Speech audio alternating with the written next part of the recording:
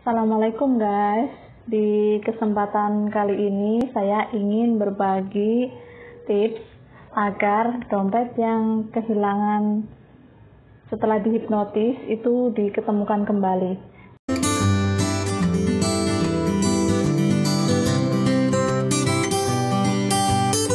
Di video kali ini saya ingin menceritakan pengalaman pribadi saya tentang kehipnotis di jalan ya.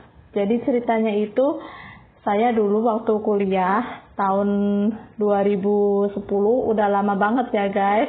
Dan waktu itu belum ada seperti YouTube, Google, masih belum seramai yang sekarang ya, dikit-dikit diupload di Facebook, terus diupload di WhatsApp, terus diviralin gitu ya. Jadi pas dulu saya kuliah kan magang ya di Semarang. Kita itu bosan dan pengen jalan-jalan niatnya ke pantai. Nah di tengah jalan itu di pantai Semarang di Marina ya, itu sebelum kita sampai ke pantainya, innalillahi banget ya, nggak nyangka saya dihipnotis di tengah jalan. Setelah rel lah, ingat saya itu setelah rel, di situ tuh saya dipepet, motor saya dihadang gitu di depannya, biar aku berhenti gitu. Dia pura-puranya itu nanyain alamat rumah siapa gitu. Terus aku sempet tengok-tengok juga, kok temenku belum sampai-sampai. Pas aku nengok ke belakang dan aku naruh dompetnya itu persis di dashboard itu ya, dashboardnya Beat tahun pertama itu, aku taruh dompetnya itu di situ. Dan alhamdulillahnya yang kena itu cuma dompetnya, nggak sampai HP-nya.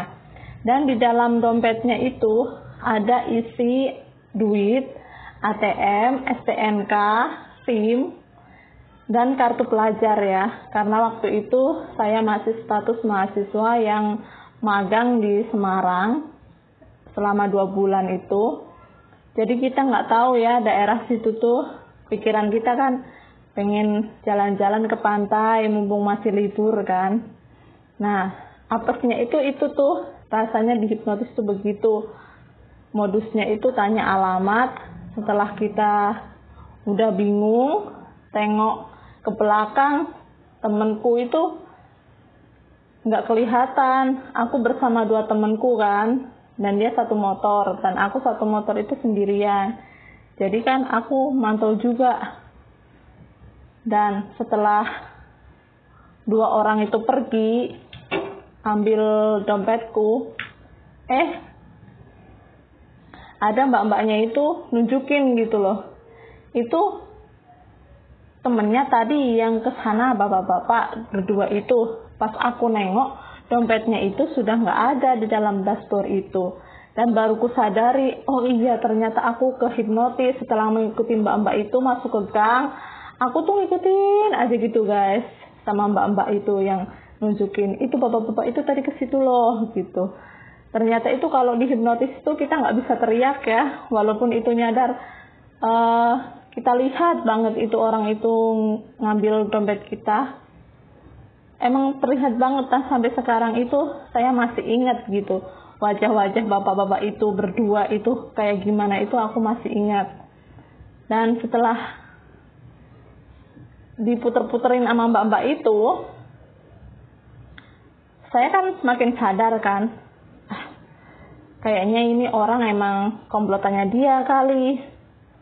Dan habis 2 puteran itu belok sana belok sini, aku nanya ibu-ibu, Bu, lihat motor Suprafit yang bapak-bapak 2 itu lewat sini nggak pakai jaket kulit hitam, aku bilang gitu. Terus kata ibu-ibunya nggak ada. Nah pas aku nanya ibu-ibu setempat, si mbaknya itu nggak ada juga. Dari situ tuh aku berpikir, ini berarti komplotannya sama mereka itu. Nah di dashboard itu kan bawahnya ada sarung tangan ya. sarung tangan itu bawahnya itu ada HP-nya. Dan untungnya itu yang diambil cuma dompetnya. Jadi habis itu kita nggak ke pantai ya, nggak jadi ke pantai karena uangnya juga udah dibawa kabur sama mereka, sama dompet-dompetnya itu.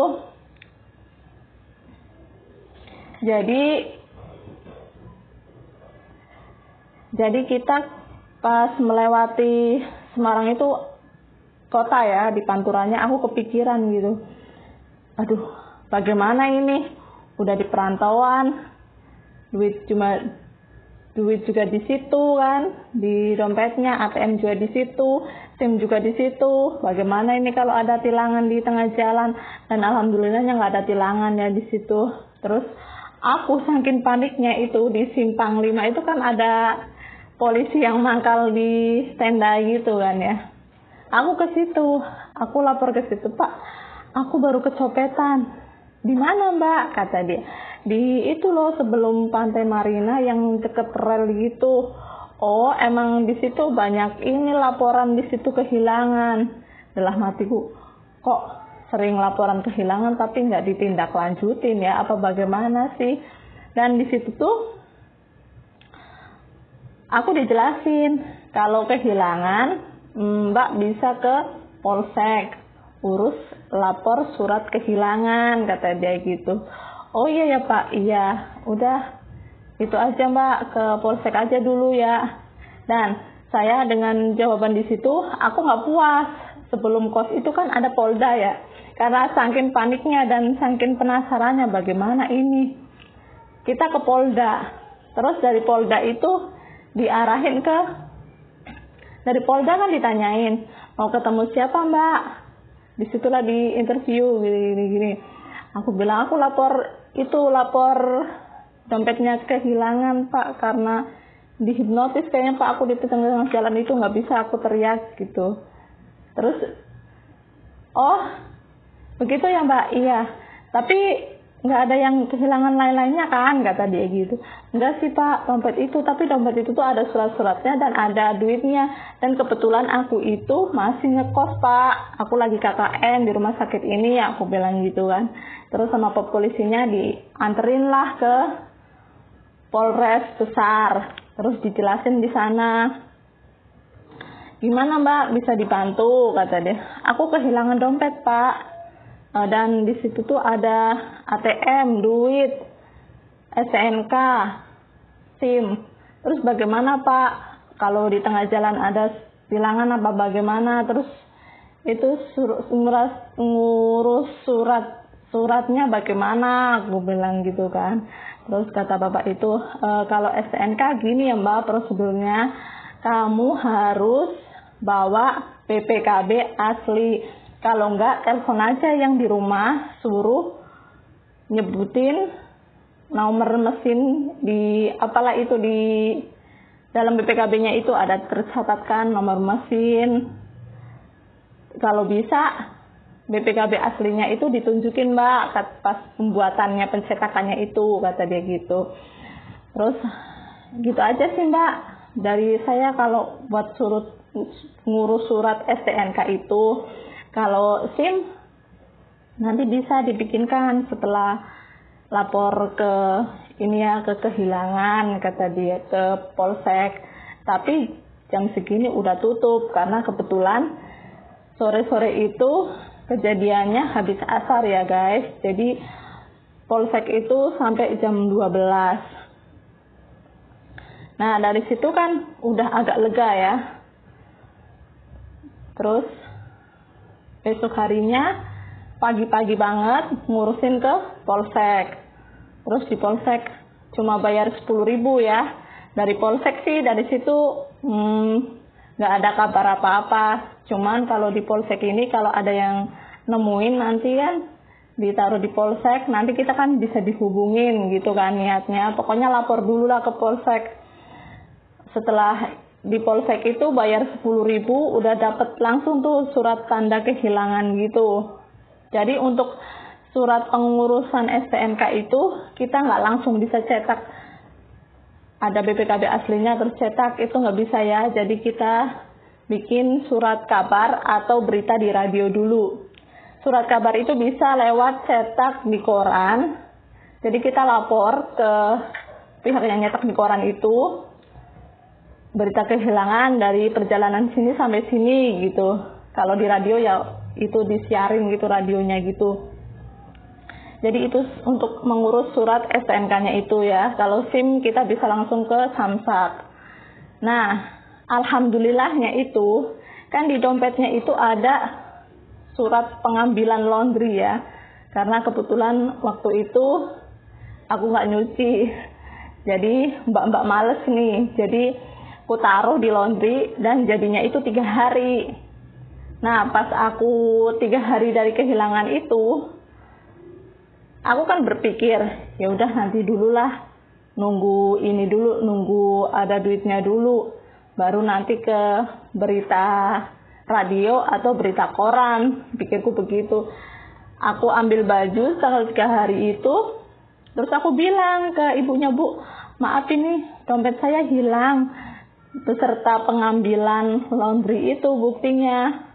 Jadi gimana Bu, pakaian saya bisa diambil enggak? Kata dia, oh Mbak, oh ya, kata dia.